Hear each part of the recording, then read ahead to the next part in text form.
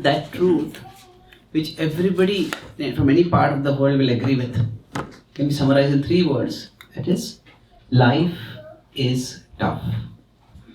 Whatever we do, whoever we will be, life is not easy.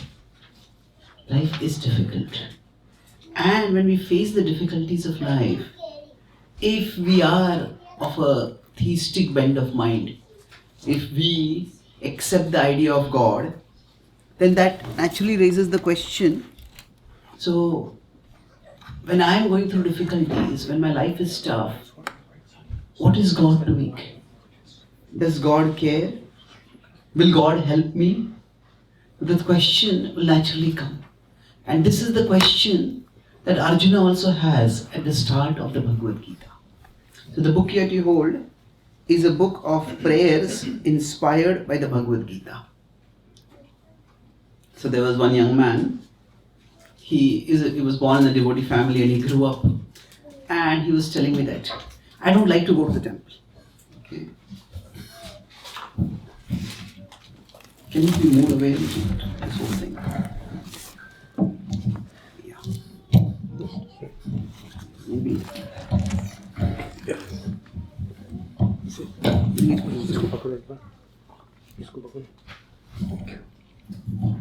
I will fix it. No, it's good. Is this better now? Can you hear me? Okay, thank you. So this boy, he told me he had grown up in the devotee family and his parents used to go to temple. He said, I don't like to go to the temple. It happens to many people as they go into teenage, they become a little rebellious, they want to explore the world. So I asked him gently, what is the reason you don't like to go to the temple? So he said, I have so many troubles in my life, but when I go to the temple, Krishna is always smiling. He says, does Krishna even care for me? So I feel as if Krishna lives in a different world, I live in a different world. So the world of bhakti has got nothing to do with my real world. And that's why I don't feel it is relevant at all. So I gave an answer to him at that time, but then later on when I was writing this book, so I was reading at this particular verse and it struck me that here Arjuna is crying, Arjuna is in tears, he's so confused, so overwhelmed. Tatha kripaya vishtam. And Arjuna is in tears, Krishna is smiling. So this book is basically, I've taken the verses of the Gita and we can see them as sources of wisdom, but we can also see them as the words of Krishna which can inspire devotion and devotional prayers within our hearts. So because some of you to read the prayer, we'll read it aloud. If you have a second mic, we can use that. Otherwise, those of you who have a mic inside your throat, you can use that to speak loudly. But let us begin. You have the book there, but we also have it displayed over here. So you can repeat after me. My dear Lord, let your smiling amid my suffering strengthen my faith, not weaken it. So here, those of you comfortable, you can recite the verse after me. Tamuvacha rishikesha prahasanniva bharata senayorubhayor madhye vishidantam idam vachaha.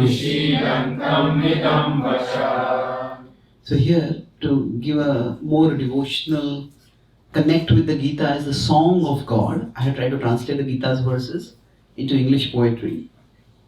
The Lord of the senses spoke with a gentle grace, a knowing smile playing upon his divine face. Between the armies standing calm and bright, he solaced Arjuna who was lamenting his plight. So who would like to read any of these lines? Yes, please. O my Lord, many are the times when I feel lost and lonely, confronted with the perplexities of life. At those times when nothing I do seems to be working I cannot help but wonder, do you, O Lord, know my plight? Thank you. Yes, one paragraph. So now, see, for most of us, when we go through life, I use this a little bit writing and drawing a few things. So if we are facing life, normally if we are here and our focus is on the world in front of us, we do certain things here and certain things happen to us. And that's what life is primarily about, or so we think.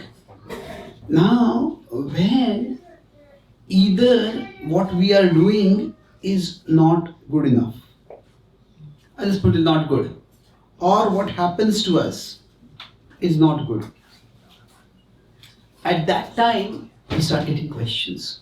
What is going on over here? That is the time we may look upward. Beyond this world, we may look upward toward Krishna. Can you arrange this in such a way that the TV is also seen? Then we may start looking upward. And normally, when we turn to someone for help, if we are sick and we go to a doctor, now, one thing we want to know, say if our heart is broken because of something, we have great emotional pain, and we go to talk with some therapist, or talk with some friend, or talk with some relative, at that time, one thing we naturally look for is that person actually concerned? So similarly, when we come to Krishna, that question will naturally come, that does Krishna care? Is Krishna concerned about it? So when we look upwards, in general in life, to deal with difficulties, Krishna towards the conclusion of the Gita calls for faith, but he also calls for intelligence. He tells Arjuna in 1863, use your intelligence. Use your intelligence. Intelligence refers to whatever ability we have, whatever skill we have. Use that. But then Krishna also says, Sarva dharman parityajya mamekam sharanam praja, surrender to me. So broadly speaking, everything I speak today will be centered on this 4-quadrant diagram, that on one side is intelligence. By intelligence, I'm referring not just to say IQ, I'm referring to the use of whatever resources we have. So it could be, each of us has particular abilities. It may be software, it may be medicine, it may be music. So we use our intelligence. And then there is faith. The Gita's message is that we actually need to have both. So intelligence is about the human effort. This is we play our part. And faith is about the divine plan. That whatever is happening in my life, there is some higher plan over here. So the human effort and the divine plan. So if you consider these 4 quadrants over here, first there is, if you consider these 4 quadrants moving from the right bottom, and we go clockwise upward. So which is the best quadrant here to be situated in, you think?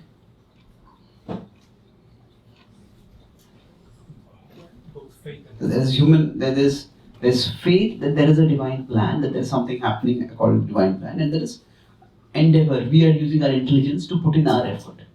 So which is the best place to be situated in? Faith. Top right. Which quadrant among these? Fourth quadrant, which one? Fourth quadrant, okay?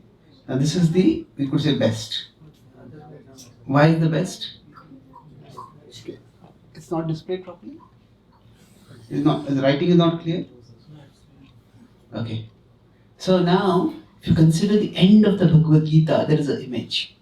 Yatra Yogeshwara Krishno Yatra Partho Dhanurtharaha Tatra Shrir Vijayo Bhutir Dhruvani Tirmatir Mama.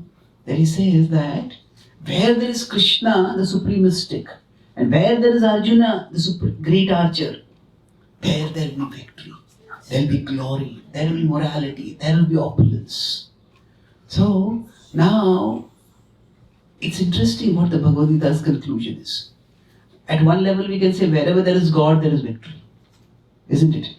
Krishna, God is considered to be Lakshmipati. So wherever he is there, the goddess of fortune will be there. So why does the Gita have to mention Arjuna over there? The Gita says wherever there is Krishna, there will be victory.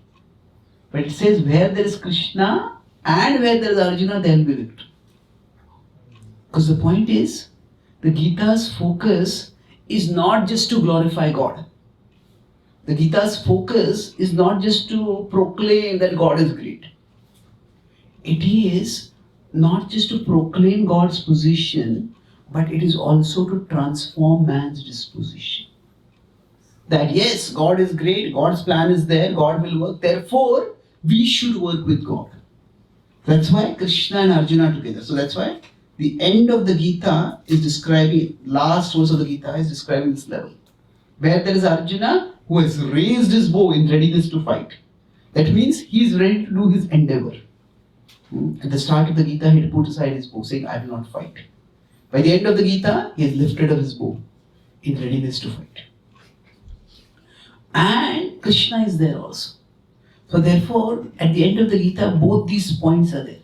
Arjuna is ready to endeavor, and Krishna has a plan. Krishna is described as Yogeshwara. He's a mysterious Lord. He will work in ways that we can't figure out. So that's why the Yogeshwara is the Lord of mysticism. The Lord who can do miraculous things. That Lord is also there.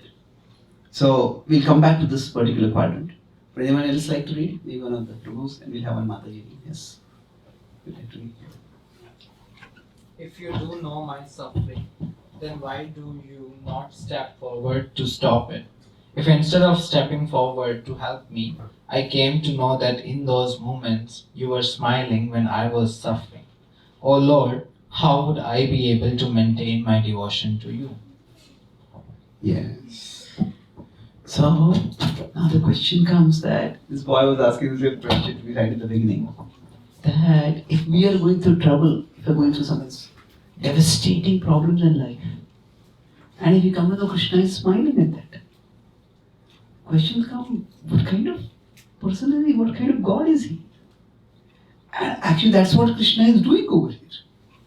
Arjuna is in tears. This is, if we consider, this is 2.10 in the Bhagavad-gita. And this is where Arjuna is, Krishna is smiling. But if we look at the verses before, the first verse, 2.1 is Tam tatha krupaya vishtam ashrupurna kulekshanam. Arjuna is in tears, Arjuna is crying. So, and there's no description that Arjuna has become calm and composed. Arjuna is still, he's speaking, amid his tears he's still speaking. He's trying to make his point, but Arjuna is definitely broken down. It's not that suddenly his mood has changed.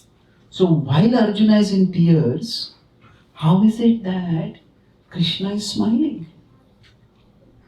So sometimes, as I said, life is tough, but what makes it more difficult? There is distress, there is pain in life, but the distress often has degrees to it. No, any kind of pain is a problem. But if the pain is unfair pain, that means that we haven't done anything wrong and still we are suffering. That becomes very difficult to bear. On top of that, if there is unfair pain that we alone are suffering, so that feels most unbearable. So, the nature of the mind is that whatever problems we face, the problems, we can't remove them from our life. They are going to come to everyone. However, based on how our mind perceives the problems, the Gita explains that the mind is like a screen inside us. This is the soul, and this is the mind is in between, and then we have the body. The body, the mind, and the soul. So this is like a computer system in which we have the hardware, that is the body, the software, that is the mind, and the soul is the user. So now whatever happens in the outer world, that is experienced through the body, but eventually it is experienced at the level of the mind.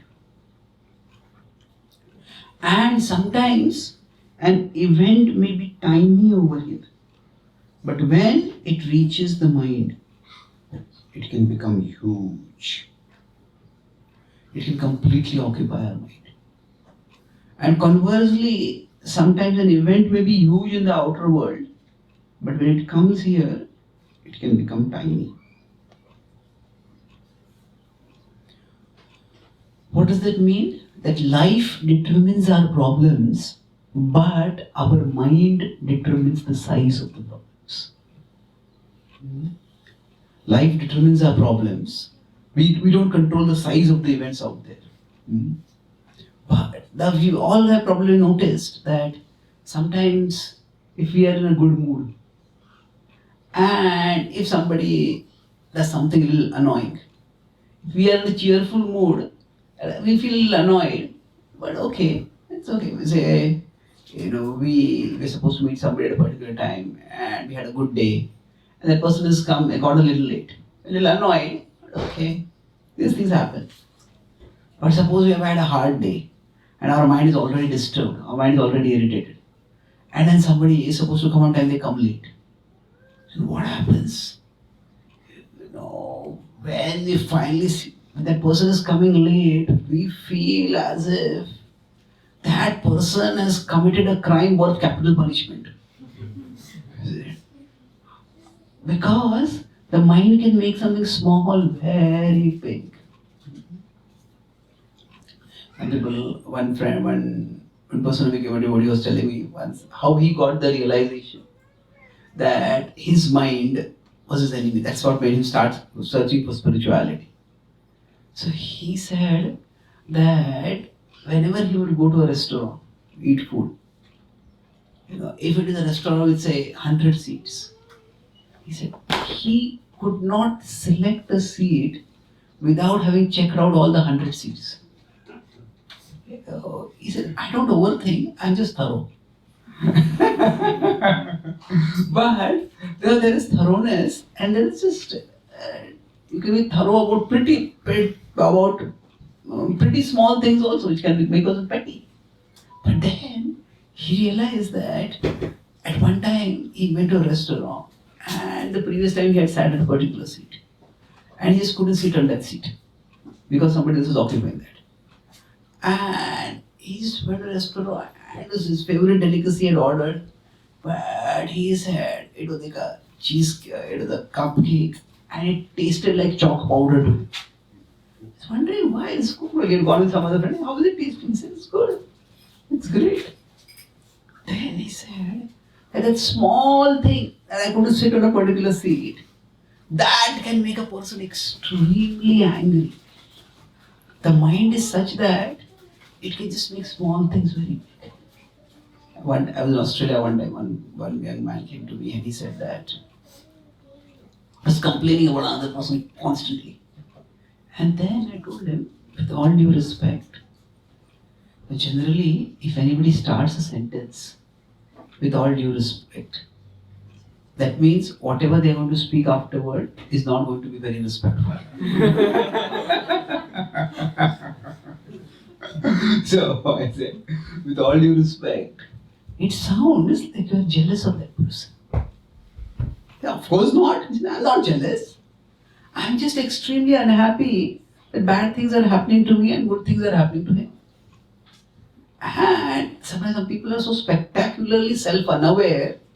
That is the textbook definition of jealousy, isn't it? So sometimes something bad has happened to me, that is a problem. But good has happened to that person, that's a bigger problem.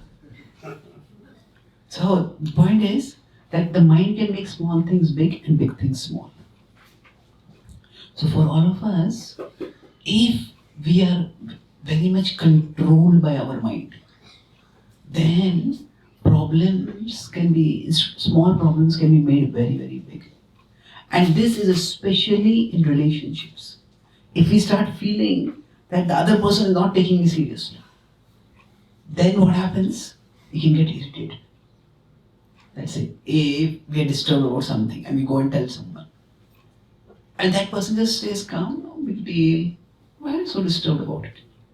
And first we were disturbed about what happened, and now we are disturbed that the other person is not disturbed. Isn't it? So quite often it is other people's reactions that can make small things big and big things small. And now why am I talking about all this right now? How does this play in our bhakti, in our relationship with Krishna? So something is a big thing for us. And if in our relationship with Krishna we feel Krishna, does he care for this also? If whatever is a big thing for us is not a big thing at all for Krishna, no, that can be Krishna doesn't care for this thing, Krishna doesn't care for me. If Krishna doesn't care for me, why should I care for him? That can be a question.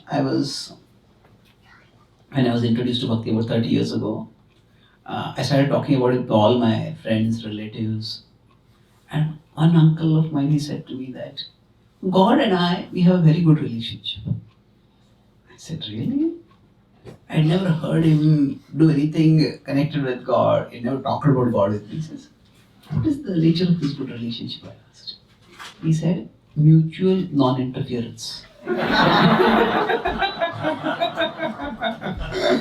He's happy there, I am happy here. Now the problem is that, okay, whether God is happy there or not, we do not know. Yes, he's happy there. But we won't always stay happy here. We will have difficulties.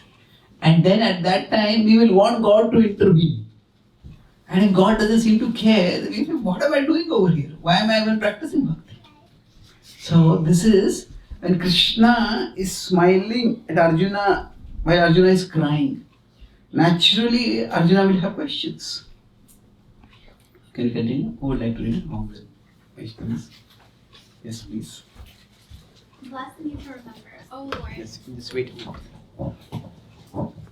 Bless me to remember, O Lord, that you are never smiling because I am suffering. It is through my suffering that I am becoming more open to your calling. You know my pain, you feel my pain, and you want to heal my pain. Indeed, you stand ready and eager to free me from all pain. Yes. So Krishna being all, let it be, you don't have to do all the time. They can just pass it on.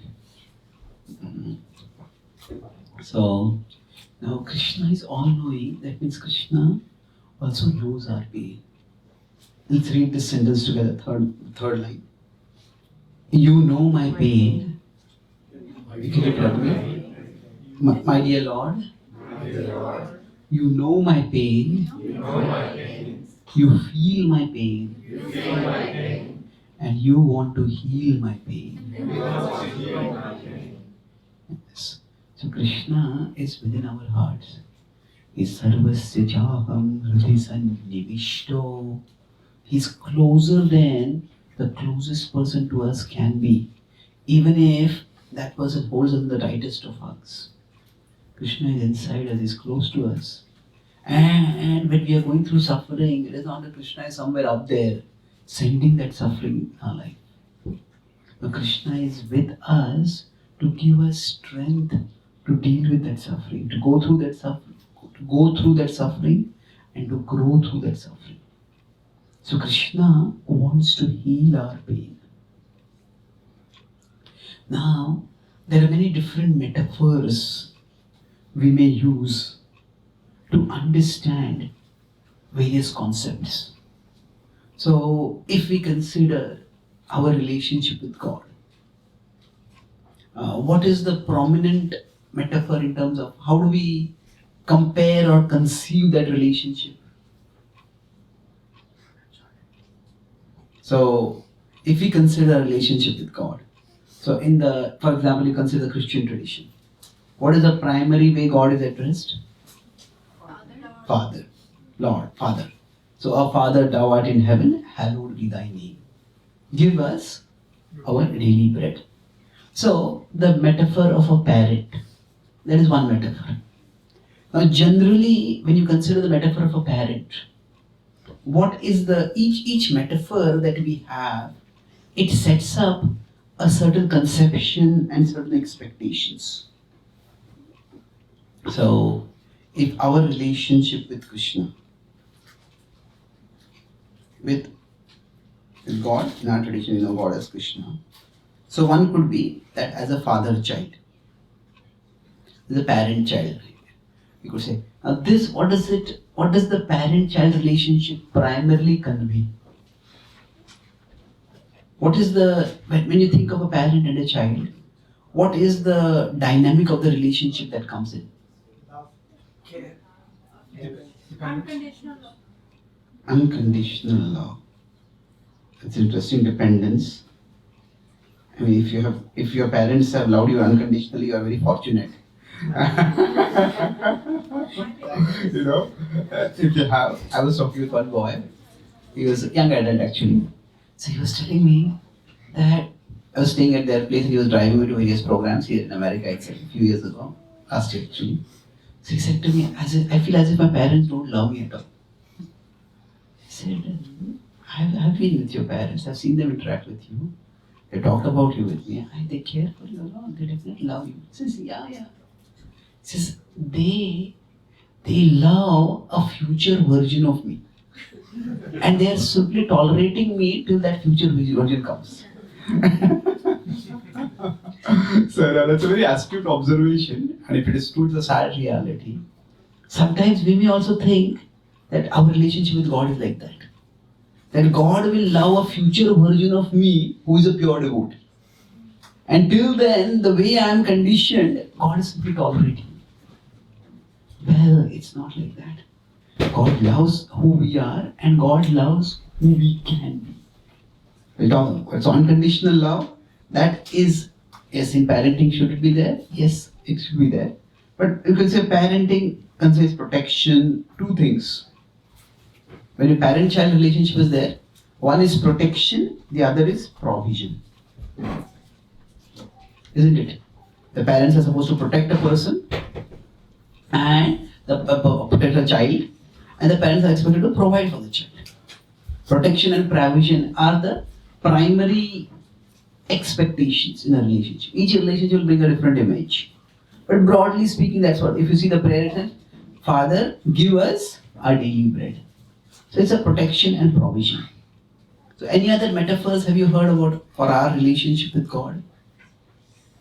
Yeah. Best friend. Best friend, okay. So now what does the idea of a best friend convey? The metaphor of friendship with God, what does it convey? Support. Support, okay. equality, Equality, okay. Are we equal to God? No, we're not. Openness, yes. You could say proximity. You could say intimacy. Intimacy is the word used in the sexual or physical sense, but it's a very close proximity, isn't it? Like a heart-to-heart relationship. So, is there any reference to this kind of relationship in our tradition also? Suhridam sarvabhutana. Prabhupada would say that word Suhrida in 5.29 the Bhagavad-gita. It refers to the idea of Krishna is our close friend. Krishna is our great well-wisher. So, that idea that God is our friend, this brings us a certain sense of support and as a proximity or intimacy.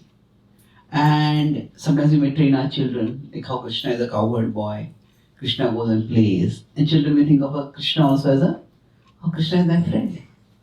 And there's a great sweetness in that idea.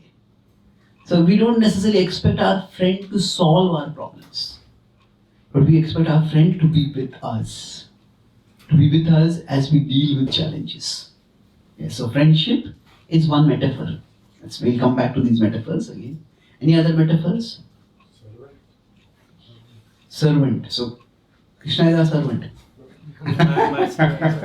Yeah, Krishna is our Lord, our Master. Now, what does this convey? Obedience, yes. So whatever Krishna tells us, we need to obey this. So now this is not the most pleasant metaphor for most of us to conceive that, why should I obey God? That God is the supreme authority. Yes, so that's the same as master or Lord. That means we have to obey Him. Now this metaphor, it can convey some resentment, especially if we have not encountered authorities who are very pleasant in our life. So the idea is that if our experience with authority figures has not been very cordial, then if why am so much being demanded from me?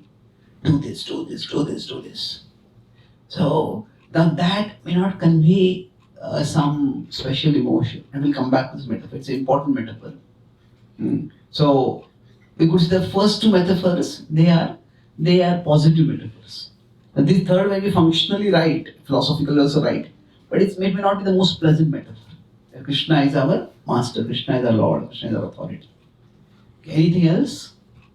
Guru and disciple. Guru and disciple.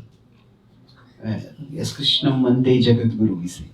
Krishna is the ultimate Guru. So we could use the word Guru, or Guru also means guide. So what do we expect in this relationship?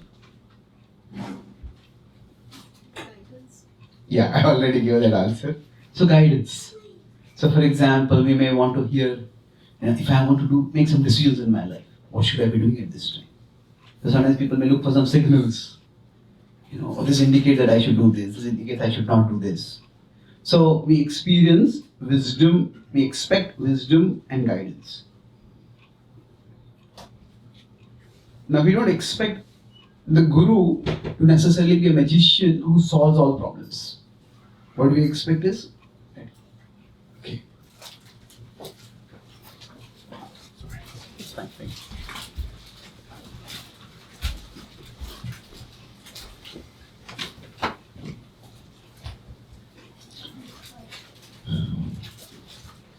So any other metaphors?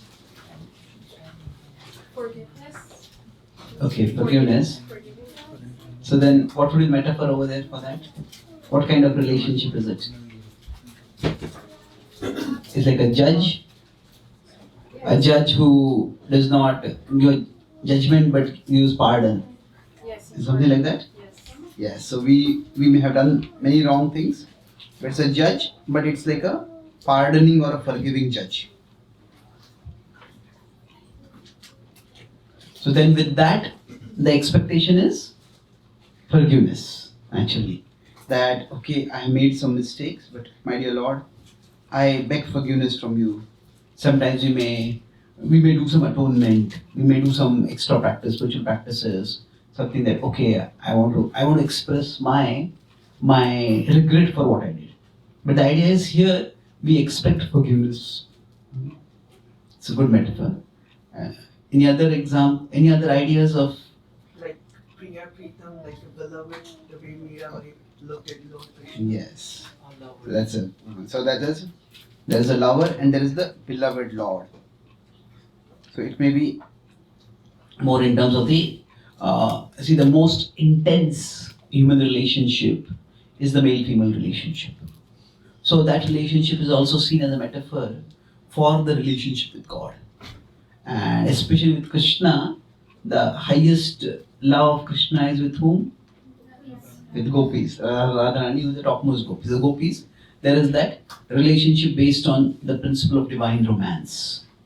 So now in that relationship, if we consider the Lord to be a beloved, what do we expect? Everything. Nothing. Everything? Kind of all of you, but from my understanding, I've heard within Madhurya Lila, or within Madhurya Rasa, all of those other components of all the other relationships kind of encompassed. Okay, true. That's there. We'll come to the philosophical aspect a little later. But from an experiential perspective, then normally whenever you think about romance, there may be some romantic movie might be there. So essentially, what happens when there is a lover and a beloved? Stay together, spend time together, basically support. Each other in hard times. Okay, that's after you get married. You expect that. I'm talking more at the romantic level. Love. Love means, but how is that love seen? It's selflessness. Okay. Affection. I think all of you in the right direction. Basically, if you see lovers, what happens to them? They are lost in each other. Isn't it? If you consider Mirabai as a saint, it is absorption. That the person is absorbed in the other person. It's like lost to the world almost. When we are lost in the object of love. That's why the example of the gopis is whatever they are doing, actually the gopis don't really expect a lot from Krishna. They, whatever they do, they are just completely absorbed in Krishna. Vikretu kama kila gopa kanya. Even when they churn butter and they have to go out and sell butter, they are going to say butter. Krishna, want to say butter, curd, but they're so lost in Krishna. They're showing their way. They say Krishna, Krishna, Govinda Damodara Madhaveti. So, at the level of this, a person is lost in the Lord. And that's the example of the great saints. They may or may not be in the Madhurya Ras necessarily, but that's also a metaphor where there is a person lost in the Lord. And this is one of the key differences between, say, a friendly relationship, a relationship of friendship and a relationship of romance. And the key difference is that like two friends, the friends face the world together, hand in hand. But in a romantic relationship, two people are looking at each other and the world is forgotten. So that's a difference. Of course, eventually they have to face the world also. But generally, in a romantic relationship, the focus is on they're lost to the world. The world just fades into oblivion. So that's also one metaphor. And we could say that is a very elevated state of love. Now for us, we may aspire to be at that level, but it is that we don't get lost in the Lord. Even when we are with the Lord, we get lost in the world. We come to the temple and still we may remember, this politics, this happened, this person said like this to me, and that thing happened over there. Getting lost in the Lord, we may want that, but it's a little far away for us. Okay, thank you. These are all very good metaphors. We'll continue this discussion as we move forward. But any other metaphors before we move ahead? Surrender. Sorry? Surrender. Surrender. Okay. So what would be the metaphor for that? Is it same as parent and child, or are you having some other metaphor? Yeah, I'm talking about surrender is what we will do. So it's like I'm talking about a relationship and the result of the relationship in terms of what we expect or what we do. So surrender is, you're talking about the second part of the relationship. The surrender will be there in the relationship, but then what would it be? What is the metaphor over there? Ruler. Master. So then you could say obedience here can say also surrender. Is that right? Yeah. Now you could use that. There's another metaphor which we may not use so often. It is very much drawn from the vision of the Bhagavad-gita, is that life is like a war and Krishna is the commander. Krishna is the commander, and what do we need to do? We need to surrender. So now surrender to the Krishna is not attacking us and we are raising our hand in surrender. That is not the point of surrender over here. Surrender is we obey the order. There is a higher plan over there. There is a higher purpose over there. There is especially if a war is going on, the war is a serious business. There's a lot at stake in a war. And it's important that the person, that the general is competent. Then the soldiers need to cooperate. Soldiers need to surrender. So now, there's one thing about this particular metaphor. This conveys a sense of shared mission. Isn't it? That a shared mission is a commander and a soldier. They're both working together. There's a shared mission over there. Any other metaphors? Krishna as ultimate goal and we are the achiever? Krishna is the goal. Well, okay, that's it's not a relational metaphor. Yeah. But it's not that Krishna is only there at the end of the journey for us, isn't it? The idea is we have a relationship with Krishna right now also. So, related with this, I'll just add one more metaphor. That Krishna is like the doctor. And then we are like the patient. Now what does the patient have to do? Be patient. Well, yes and no. Patient has to be patient, but the patient has to be. If we talk with a doctor, we have to have cooperation. The doctor is telling us, do this kind of exercise, eat this kind of food, do this kind of activities. We need to cooperate. So, the idea is different metaphors may inspire us or guide us or shelter us at different times. And here, when Krishna is smiling and Arjuna is suffering, so why is Krishna smiling? So let's look at the next paragraph over here. Who would like to read this? Who has the mic? Any of the Prabhus who would like to read or any of the Vaishnavas? Yes, please. Okay, I will read. Yes, please. Pass on. Let me remember your smile amid my suffering as a sign of your confidence and competence, that you can tackle any and every problem, no matter how gigantic it seems to me. Yes, thank you. That suppose, a person is rushed to a doctor, maybe they got a swelling in their body and they think it is cancer. They're scared to death because of that. They go to a doctor and the doctor reads the report, doctor looks at them, the doctor is smiling. Now the smile of the doctor can mean the doctor doesn't care, or the smile can also mean that the doctor is confident that this can be cured. The doctor may stay calm and composed so to assure the patient that this is curable. And that is what the next verse in the Gita begins with. Ashochan Anushochastam. So Jiva Goswami, in his commentary to the Bhagavad-gita, he's not written the commentary, but in his comments on the Bhagavad-gita, in Sundarbad he says that the first word that Krishna speaks in the Gita, the first instructive word, is in the second chapter, 11th verse. And that is Ashochan. Ashochan means not worth lamenting, not worth worrying, not worth getting worked up about. And the last instructive word that Krishna speaks in the Bhagavad Gita is Ma Shuchaha.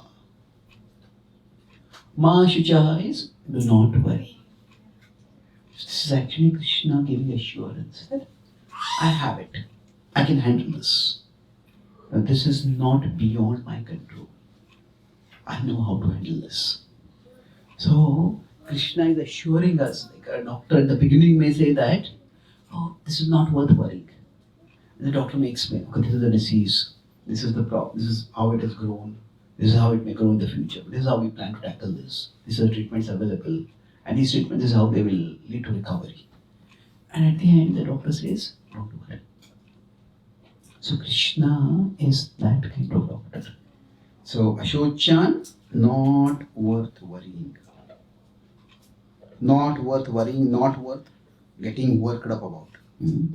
Finally it is, don't worry.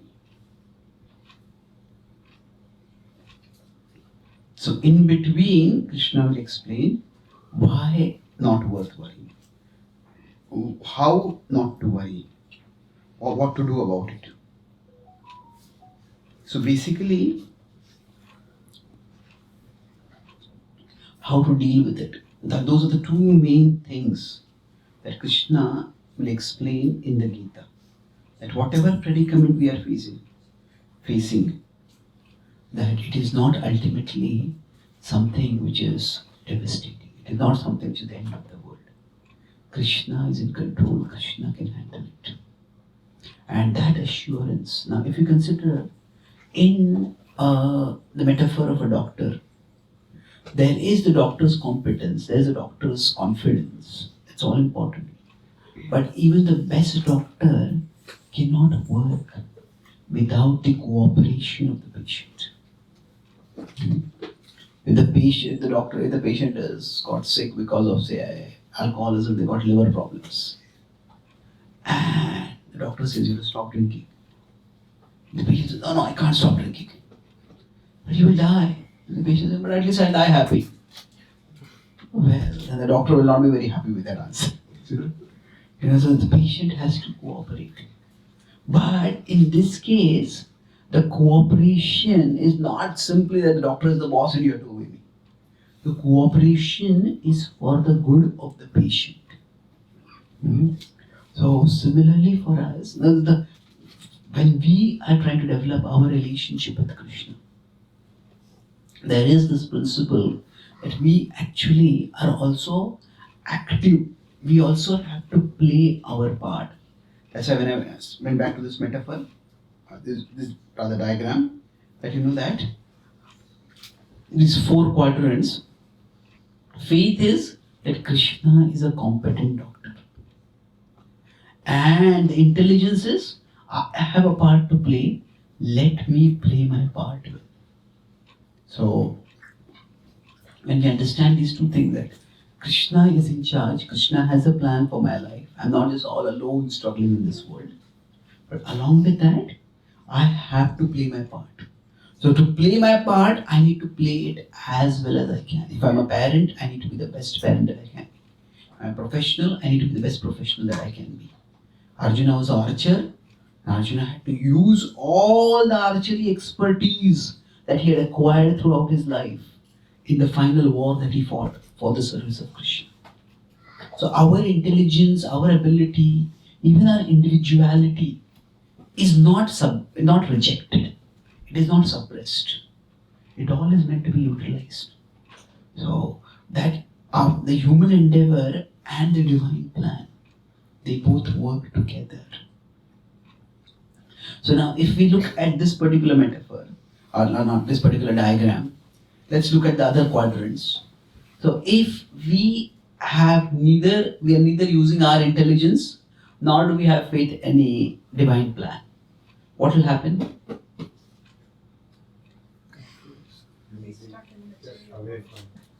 Yeah, actually, not only stuck. We'll be stuck definitely. We'll be stuck and we'll be struck. The problems will keep worsening in our life.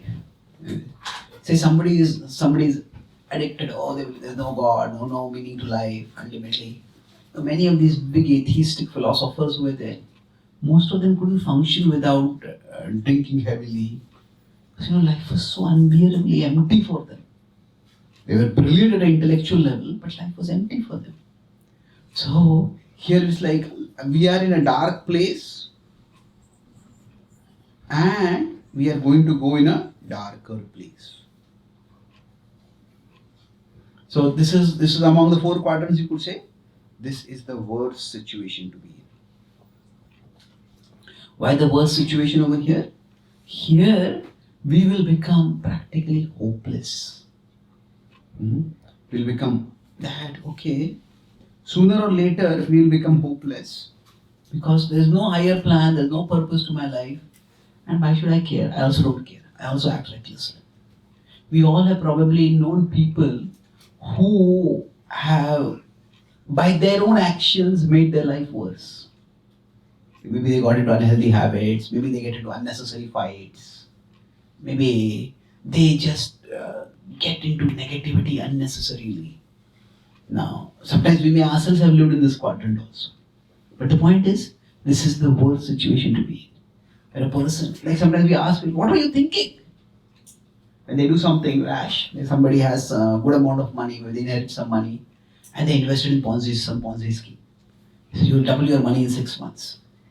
And their money doesn't get doubled in 6 months, their money disappears in 3 months. So, what were you thinking when you invested your money like this? So, the point is, when we are asking that question, is rhetorical. That means you were not thinking. So we all have experience of people who break their own lives. So this is a quadrant we don't want to be in. Now what if the first quadrant, what will be our situation over there?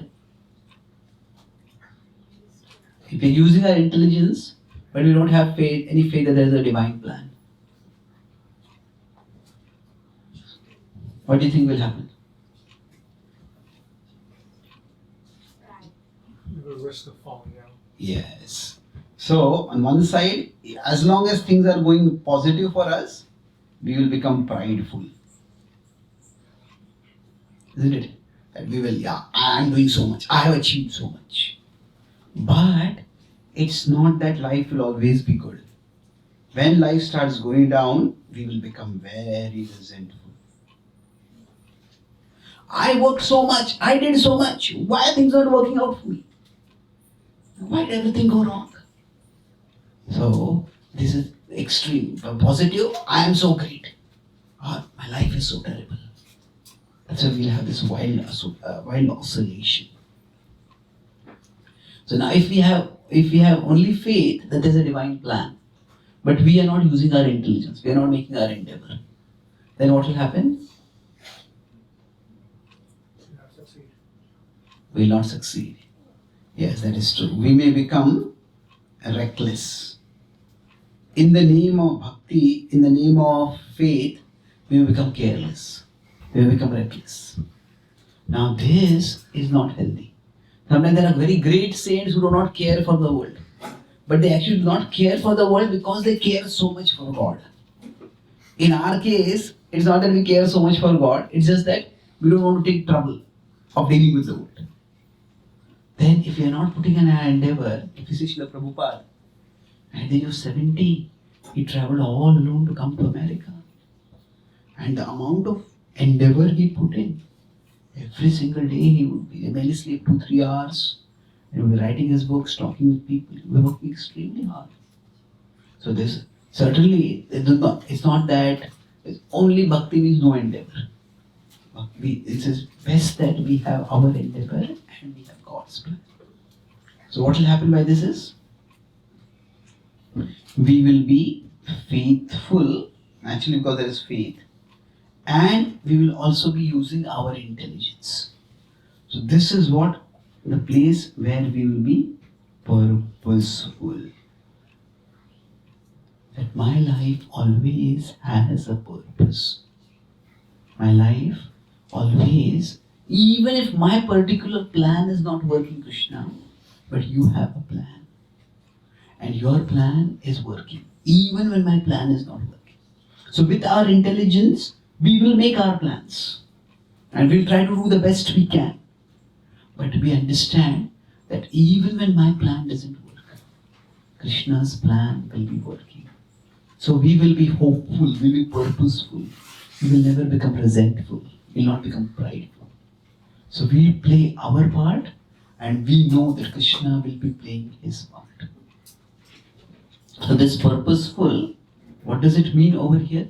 When we understand that, okay, there is a doctor who is treating me, the doctor is competent, I have confidence. Then, okay, this is the kind of food I want to eat. This is the kind of things I will not do. So we will also be playing our part. We will be purposeful. And being purposeful in this way, what does this mean? We'll talk about this more in tomorrow's session. But I'll make one last point over here about what is the nature of this state when we are purposeful in Krishna's service. What it means is that we use our intelligence and we work diligently. We make our plans. We observe ourselves. See what are the gifts that I have? What are the talents that I have? What is the place I am in? And we'll talk about all this more tomorrow. But in this situation, what will happen to us is that we will have our plans. We'll hold our plans. But we understand that there is Krishna and he has his plans. We hold our plans lightly. And we hold our Lord tightly. Unfortunately, sometimes even when we practice bhakti, We may come to a temple, we may practice bhakti, we may chant the holy names, but what happens is, we hold our plans tightly. And because we hold our plans tightly and the plans don't work, then what happens is, we hold our Lord lightly. That we don't want these two things to happen. That we hold our plans lightly, we hold our Lord tightly.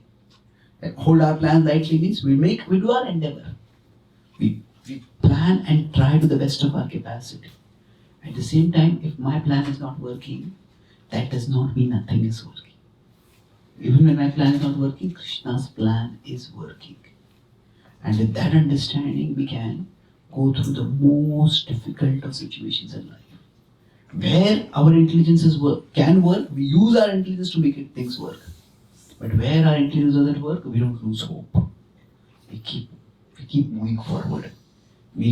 Now how to move forward, how to hold our plans and how to hold our Lord. That will be the topic of the discussion tomorrow. Let's look at the last sentence, last paragraph over here. Who would like to read this? Yes, please. You have read once, isn't it? Anyone has not read now? Yes, please. May your smiling face, O Lord, never reduce my faith in your magnanimity. Let it always reinforce my faith in your capability. Yes. So when the Lord is smiling, and the Lord is dancing, and the Lord seems to be happy, that is not that the Lord doesn't care. It's not that He is not magnanimous. It is that He is capable and He is confident of His capability. That Krishna has things under control. Even when things seem to be wildly veering out of control for us, Krishna has things in control. Krishna's plan is still working. That understanding can give us faith in all situations, even when our intelligence and our plan doesn't work. So I'll summarize what I discussed today. The topic was finding strength in hard times. So when we talk about this theme of finding strength in hard times, today was the first part. We continue the second part tomorrow. But the first part I discussed about how normally we turn towards, when do we turn towards God? It is when life becomes tough. Normally we are caught in the world. What I do in the world and what the world does to me. But when both of them seems to be not good, that's when we turn towards God. So generally we turn towards God in times of need. So in these times of need, when we turn towards God, we turn with a certain expectation. And that expectation is based on the metaphor. The metaphor for our relationship, or rather metaphor for our conception of our relationship with God. So we discussed many metaphors. That, remember the metaphors? One was the parent, then authority, then friend. Any other metaphors? Yeah, this is the last metaphor. Doctor. Judge. Judge. Commander. Lover. Master, authority, friend. Teacher, guide, guru. And the last metaphor we discussed was doctor. Now each of these metaphors has their value. Each of these metaphors is important in their own way. And each metaphor will set a particular expectation from God. The vision of the Bhagavad-gita is that at the end we discussed how Krishna is actually asking Arjuna to raise his weapons and fight. So the Gita's conclusion, the Gita's mood, or the Gita's mood or Gita's metaphor is actually that both come together. That there is the human endeavor That is our intelligence. I'm using intelligence, mere ability. We humans are meant to make an endeavor. And it's also that there is faith. Faith that there is a divine plan, that I am not lost in life. It's not just I alone trying to struggle and face life. So the Gita's, this fourth quadrant is where the Gita wants us to be. 1817 we talked about. This is where we can be purposeful in our life. And now, if we have neither, we're not using our ability nor are we have faith, then we'll be hopeless. We'll be in dark situation, going darker. If we are having our intelligence and doing our endeavor but don't have faith in higher plan, what will happen? You remember? Yes, we'll either become prideful or, yes, if things don't work out, we'll become resentful. If we have only faith but we're not doing our part, then we'll be? Yes, we'll be reckless, we'll be careless. In the name of faith, we'll become negligent of our part. So we want to be purposeful. And this purposefulness, what is the basis of this purposefulness? There's one sentence that conveyed that. Hold our plans. Yes, we make our plans, we do our endeavor, we hold our plans lightly, we hold our Lord tightly. So this is the essence of bhakti, that in many ways, if you want to put it this way, our sadhana, that is how we hold our Lord tightly. And the rest of our life, everything that we do, we may have some seva in the temple, we may have family responsibilities, we have our professional responsibilities. We do our part diligently. When I say lightly, that doesn't mean careless. We're still holding on to that. But lightly means it's more in comparison. We don't hold on to our plans in the world more tightly than we hold on to the Lord. So if we have this vision, our intelligence is important, but faith in Krishna is just as important, in fact, more important.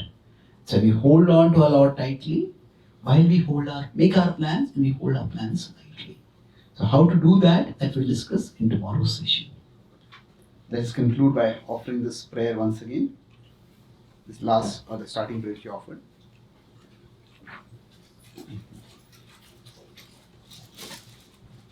My dear Lord, let your smiling amid my suffering strengthen my faith, not weaken it. Thank you very much. Hare Krishna.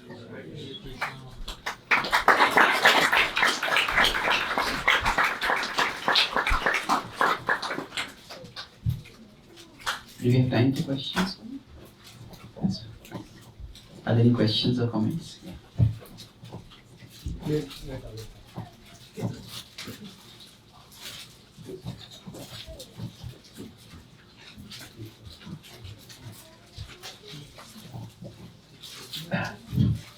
Hare Krishna Maharaj, thank you so much for this enlightening class. I had a question related to today's topic. Most of the devotees present here in this congregation are from India or Indian subcontinent. Now, the recent events have made us all very uneasy, in the sense that there is this feeling that as if the whole world is turned against us. How do we tackle this? That's my question. Yeah. The feeling that the whole world has turned against us. I think one reason is India is also geopolitically rising now. India is,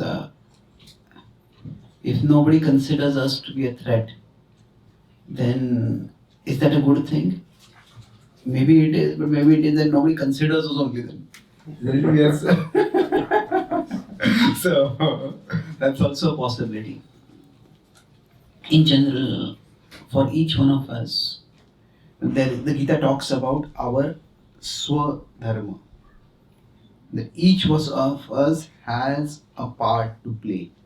in the Swadharma, in the Loka Sangraha. Loka Sangraha is the maintenance of the world.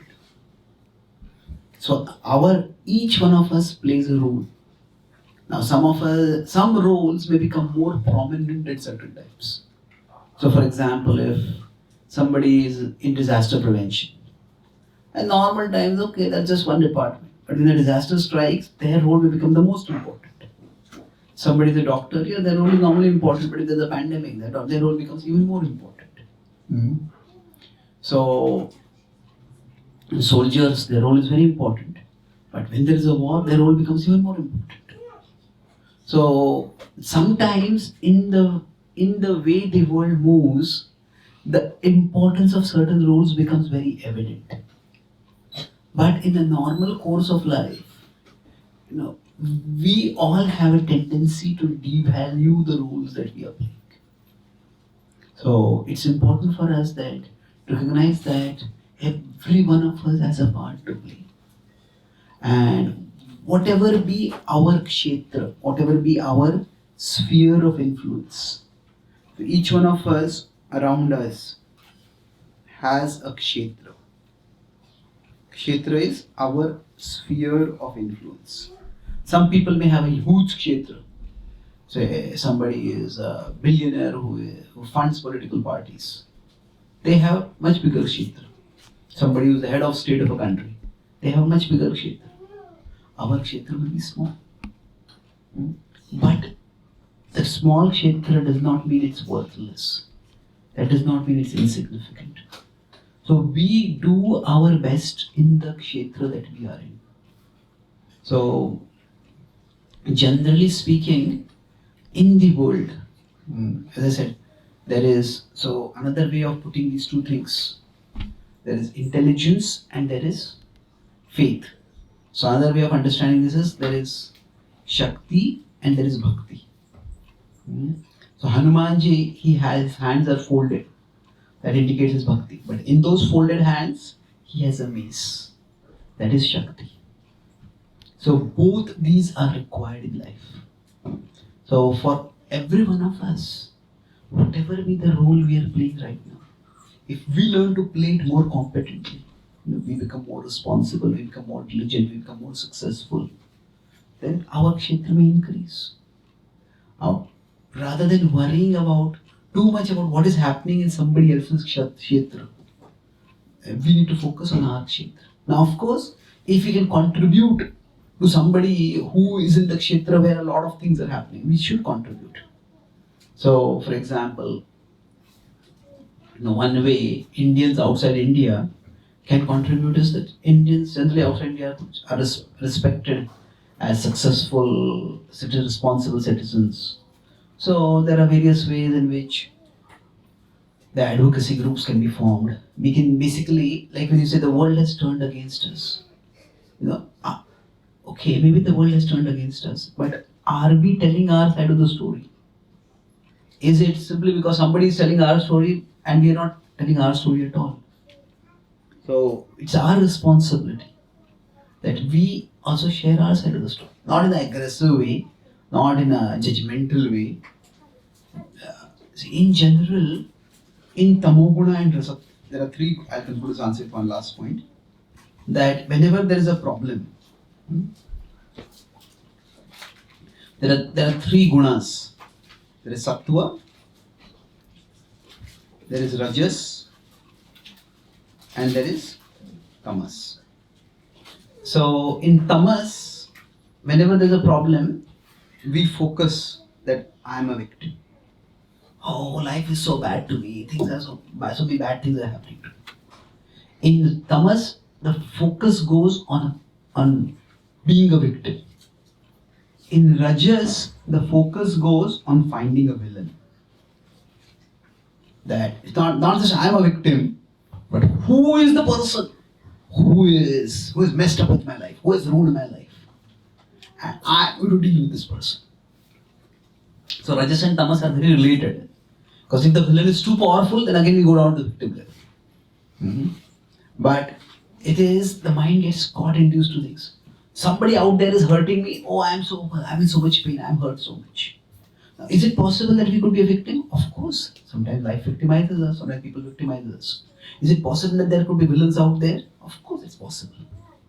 But the point is, it is when we fixate on those things, that's when life becomes unnecessarily dark.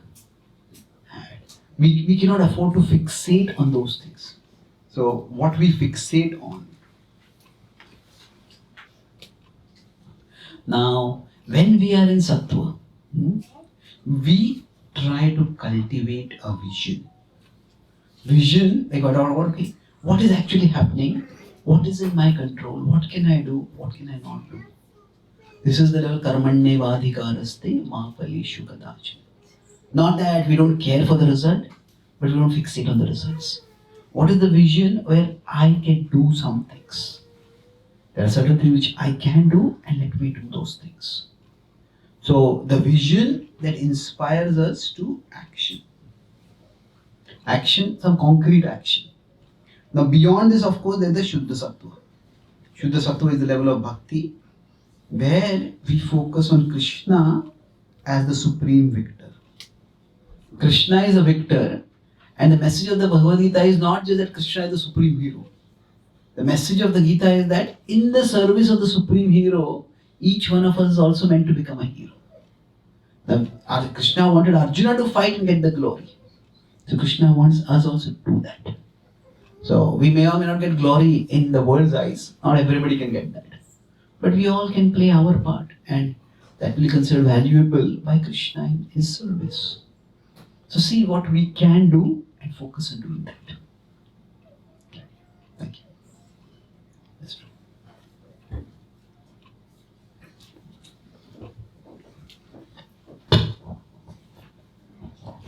Hare Krishna, Prabhu.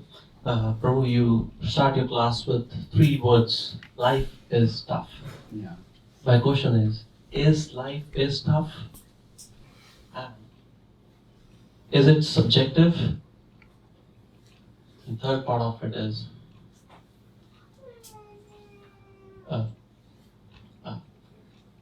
it with our intelligence we can pass through these things? Because I think I have completed my question. Okay. Yeah. So is life really tough, or is it a matter of subjectivity? Well, as I said, subjectivity is definitely part of it. You remember I talked about how sometimes the problem might be small, but our mind can make it very big. So our mind is here. I think my computer is making a small problem big now. Okay, so this is my mind. There could be a big problem that can become small in my mind, and there can be a small problem that can become big in my mind. So the idea is that there is a subjective element to it, no doubt. But beyond the subjective element, there's objective reality also. If, for example, the temperature is very low. One time I was in Washington, I woke up very early, I wanted to do my mantra chanting. So I woke up and looked at the temperature, it was 14 degrees. But okay, I'll go out for a walk and I'll chant. It was around 3 o'clock, 3:15. But I'll go out for a walk and I'll chant. I started chanting and I found that within a few minutes, it's like my fingers were freezing, the steam coming from my mouth. I had gone a little distance away from the temple and what's wrong? This is not 40-degree effect. And I looked at my phone. Somehow I had opened up, I was busy, I had forgotten, I had not noticed the minus sign. So it was minus 40 degrees. So the point is it a matter of subjectivity? No, it's objective. A 14-degree experience and minus 14-degree experience is going to be hugely different. Now if the weather is cold, somebody can make that objective reality subjectively also worse. Oh, it's so cold, it's so cold, it's so cold, it's so cold. They can keep complaining about it. And then people around them will say, oh, what you're saying is so old, so old, so old. Get over it now. Learn to live with it. So yes, there is a subjective element to it undoubtedly, and we can try to minimize that. But to say everything is subjective, that is not reality. There is an objective reality. We do grow old. Like sometimes in sports, people may say that, oh, age is just a number. That age is just a number, but that number has our number. Isn't it? So sometimes you may say an athlete at the age of 40, some tennis player, some cricket player, performs spectacularly. We appreciate that because that's extraordinary. And even that athlete at 40 might do very well, but that won't be athletes still not as swift as when they are 20 or 25 or 30. So there is an objective reality. So when we are dealing with the problem of pain in life, there are two extremes. One is to consider it only objective. That means I am suffering so much in life, and my life is so objectively somebody who's living, say, in a very comfortable house as compared to somebody who's living in maybe somebody living in a tent. Objectively, there's a huge suffering, huge difference. But is it only objective? There were 10 people living in a tent, and their states of mind may be different. So pain is not only objective. The other is to make it only subjective. So in general, the Western approach, to some extent, has been to focus only on the objective side of pain. The idea was through science and technology, we'll make so much progress. We will remove all discomforts in life. And we have succeeded spectacularly. We have got comforts and conveniences now that we can't imagine at all. Or at least people 50 years ago could not have imagined. That were not available even for royalty 50 to 100 years ago. So, the Western approach is make all suffering only objective and remove that suffering. But despite having spectacular amount of comforts, what is the result? We are comfortably, there's a huge amount of comfort in the Western world, but we are comfortably miserable. Why? Because while the objective level has been addressed, the subjective level has been neglected. The subjective level has become far worse. Now, on the other hand, in the Eastern thought, especially to some extent the Indian thought, suffering was all considered subjective. And that led to objective level reality deteriorating. I mean, very simplified analysis over here. It's that there were so many invaders who came and conquered India. And when that happened, often the attitude, not of all the warriors, but many of them, this world is ultimately Maya, these things keep happening over here. We have to go beyond the world. No, but even in Maya, Krishna comes to establish Dharma in the world of Maya. Dharma samsthapanarthaya sambhavami yuge yuge. So to consider all suffering to be only subjective, it's all a state of the mind.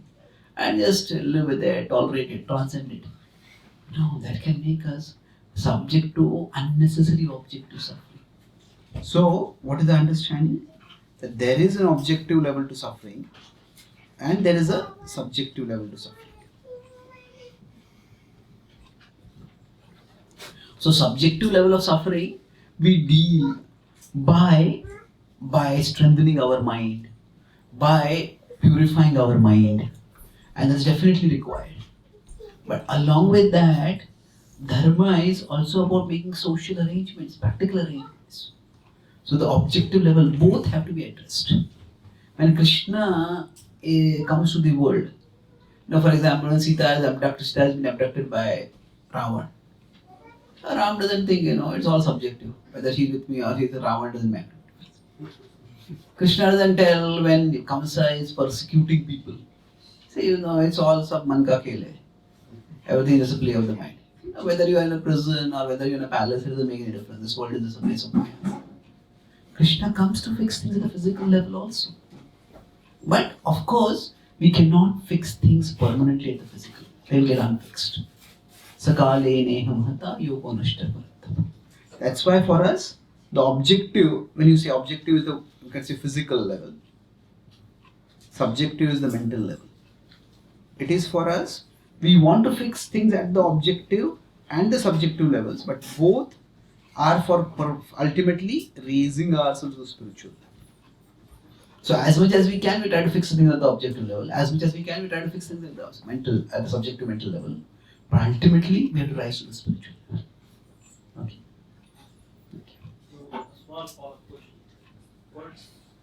What's the root cause of the life is tough? What is the root cause of life is tough? That is a tough question. Well, in India we have this service called IAS. It's a very tough exam to pass. So basically, the suffering in life falls in 3 categories. There is suffering which is inevitable. It is just the nature of the world. For example, Janma Mrityu Jara Vyadhi Dukkha Doshan Darshan. Krishna talks about in 13.8 to 12 that these are just inevitable. Everybody will have to grow old. Everybody will get disease. Maybe not the same disease, but everybody will have deal with disease sooner or later. There is inevitable suffering. And that is just the nature of the world that we are in. So we are spiritual beings, we are caught in the material world. And because of that, there is some suffering we just have to accept. Like a patient is sick, whether you are in the hands of a good doctor or a bad doctor, there is some suffering that is unavoidable till the disease gets cured. So that's one level of suffering. The other is avoidable suffering. Avoidable is more self-created suffering. Krishna says, for example, 5:22, Yehi samsparshija bhoga dukkha yona evati. So for example, somebody becomes an alcoholic, drinks and becomes an alcoholic, and then they suffer various problems. That is self-created suffering. That is something which we should avoid. That cannot be called as a part of life's toughness. That is our own foolishness. That's not life's toughness. Then there is suffering that is strengthening. There is suffering that helps us become a better person. There is suffering that helps form our character. This is what Krishna talks about in 1837 in the Bhagavad-gita. This is yattadagre vishamiva pariname amritopamam. That which is in the beginning like poison will eventually become like nectar. So for example, if somebody wants to become healthy, they want to become fit, and they go to a gym and do a workout. That is suffering, but it's good. Somebody wants to learn a new language. It's difficult. But after that, a whole new universe will open for them. Similarly, when we try to grow spiritually, we try to fix our mind on Krishna, we try to develop love for Krishna, we do sadhana. That's tough. But when that toughness we accept, so that we can rise to a better place, we can become better. So it's like, with respect to the disease metaphor, you're sick, some problems are inevitable, some pain is inevitable. But if somebody is diabetic and they eat a lot of sweets and their insulin level spikes again, that is avoidable suffering. That they need to avoid. But if somebody is diabetic and they need to change their taste, so then that is developing a different taste, that is strengthening suffering. So there are different kinds of sufferings, and depending on what the source of the suffering is, or what the starting point of suffering is, we need to address it accordingly. Okay. Yeah. Yes, cool. We had a question. The other Vaishnavis have questions. Yes, ma'am. Yeah, please. No, I'll ask it. Oh, is it? Okay. Anyone else have any questions?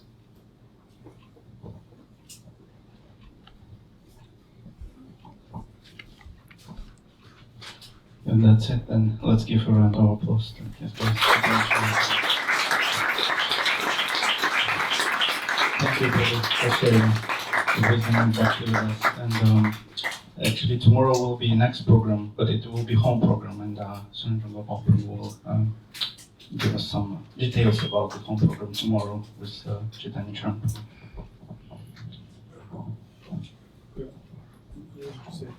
Yeah. Yeah, so I'll just quickly talk about 2 things. First is about tomorrow's program. So I'll be talking about 2 main things there. What does it mean to make our plans? And how do we make our plans? What does that mean practically? So regarding your question about our swabhava and our swadharma, our nature, understanding our gifts, and how do we use our gifts in Krishna's service? So how do we maximize our Shakti? That will be one part of the session. And then how do we maximize our bhakti? How do we strengthen our faith? So both these aspects we'll be discussing in tomorrow's session. So one is self-observation, look inward. Look inward and look outward to see how we can make our maximum contribution, and then look upward to see how we can play a part in Krishna's plan. So today was a little more analytical, philosophical kind of session, but tomorrow I'll be discussing something from the Mahabharata. We look at how the Pandavas, their lives emerged. So that will be in tomorrow's session. I already talked about this book, Prayers Inspired by the Bhagavad-gita. So there are 122 prayers over here. Do we have an open book? So basically for me the Gita's verses are not just sources of wisdom. Many of the Gita's verses are like friends for me, personal friends who we turn to. Like we want to know our friends in different contexts so that we can get to know them better. So through this, in this chapter, in this book I have approached the Gita's verses as sources of prayer, and there are 122 prayers with each prayer is like a spiritual affirmation. So there are prayers when we are feeling lost and directionless. There are prayers when we are in great pain. There are prayers when we are feeling our cravings rising and becoming unbearable. There are prayers when we are feeling lonely or misunderstood. So many people have told me that this also helps them in their chanting. Because just before you do your mantra chanting, just look at one prayer, look at one picture of Krishna, read one affirmation, read the prayer. So this is one book that is available, Prayers Inspired by Bhagavad-gita. And the other is, so I've written some 30 books, but I brought 2 new books this time. This is Gita for the CEO. Nowadays there is a lot of interest in the corporate world for wisdom from ancient times that can be relevant today. So from Greek, Stoicism is very popular. The daily Stoic is quite widely known. From Japan, Ikigai is quite becoming well known. HarperCollins are one of the biggest publishers in the world. So they asked me to write on the Bhagavad-gita. So like I was drawing some simple diagrams. So there are many places where there are conceptographics explaining the concepts of the Gita. And I have presented this as a conversation. The Gita originally is a conversation, but this is presented as a conversation between 2 people. One who knows the Gita and one who wants to know the Gita. Both of them are corporate leaders. And this is not just a book for CEOs. It is a book for anyone who has any leadership role, formal or informal. So it's also a good book that you may want to give to your friends or colleagues who may not yet be ready to read the Gita directly or connect with it. So this might trigger their spiritual curiosity. Both these books are available, and there are 10 principles in this Gita for CEO. Now how to learn to be more mindful. Today much of what I discussed more a devotional frame today. But that life determines our problems, we determine their size. There's a chapter by that title. So how our perspective can be changed by spiritual wisdom, that's explained. And then how also, if you tap the power of speech, we all feel, why don't people listen to me when I tell them some good things? So how to discipline our speech, there's a whole chapter on that. Words shape worlds, watch your words. So like there are 10 practical and empowering principles based on the Bhagavad-gita. So both these books will be here. Thank you very much. Hare Krishna.